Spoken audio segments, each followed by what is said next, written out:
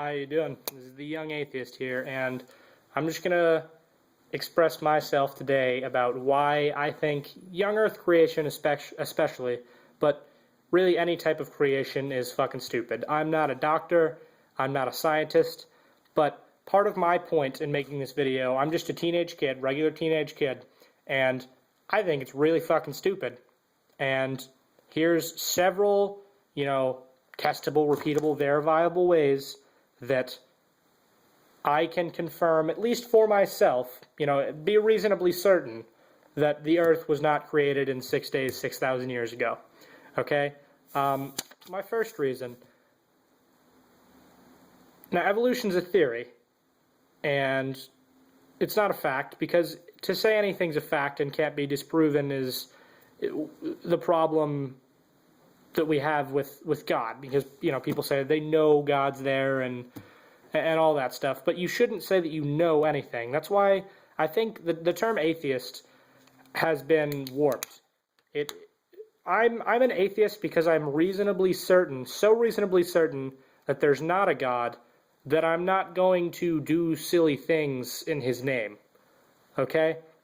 First point, impact craters. If any one of those impact craters got there in the last 6,000 years, there's no way human civilization would have developed the way it has. Number two, distant starlight, distant galaxies. How do you propose that they are visible to us if the universe is only 6,000 years old? I mean, I heard one person say that, the speed of light is not finite, which, I mean, it is, and they're fucking stupid. But even if it was moving away from us faster, you can either accept that all of the matter, all the planets, all the stars, everything in those galaxies was receding from us faster than the speed of light, break Einstein's first law, or that there's no God. You decide for yourself on that one, okay? Number three, the flood is fucking ridiculous. And that's one individual story. Pointless to talk about because there's so many holes. Well, not pointless to talk about because it's important. But how would they be able to breathe if they were above Mount Everest by a deficit of 20 feet as per the Bible? Okay? How would they not freeze to death? How would all of the aquatic life survive? Because they would get the bends. There's lots of holes, but there's lots of holes in all of the Bible stories for the most part. Number four, other gods. Zeus. Whatever. Zeus is a good example. Is it ridiculous to believe in Zeus? I think it's ridiculous to believe in Zeus. It's ridiculous to believe in Zeus, and that's the same reason it's ridiculous to believe in God. Believing in anything without evidence does not make you a morally sound person.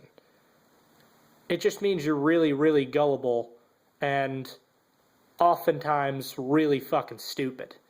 Okay? Number five, geography.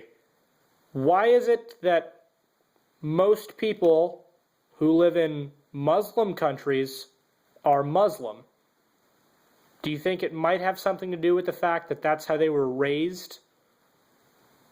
Or, it shouldn't be based on geography. That was a good point of Hemant Mehta's. And it should be based on what's actually the truth. We should all want to know. And if you don't want to know, and you're still a proponent of creation at this point, then you're literally fleeing from an education. And I'm sorry. Number six, rape is condoned in the Bible. Slavery is condoned in the Bible. There's lots of things in the Bible that are really fucked up. Like, where Lot's daughters, got him drunk and raped him in the cave, or where he gave them up to be raped instead of the man who was at his house, or there's a lot. There's far too many for me to go through in this video, and believe me, there will be more videos where I'll, highlight on some of those. But number seven, women are really, kind of put down in the Bible. And I'm not about that. I don't know if you're about that. I don't know if you're a misogynistic piece of shit.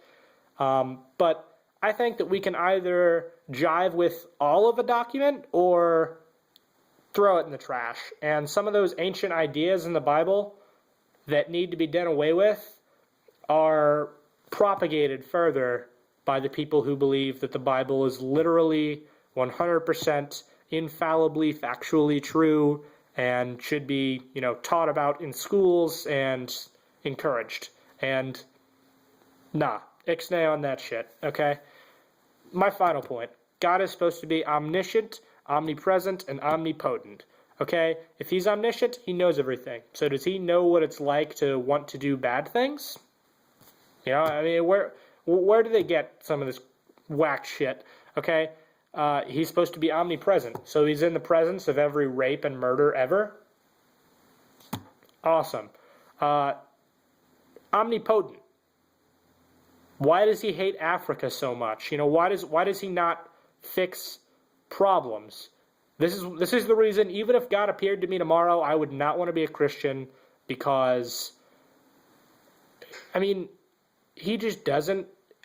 He's either actually omnipotent and doesn't do anything with his powers, or he's not actually omnipotent. So I don't know. I just say shit can it all. See you guys.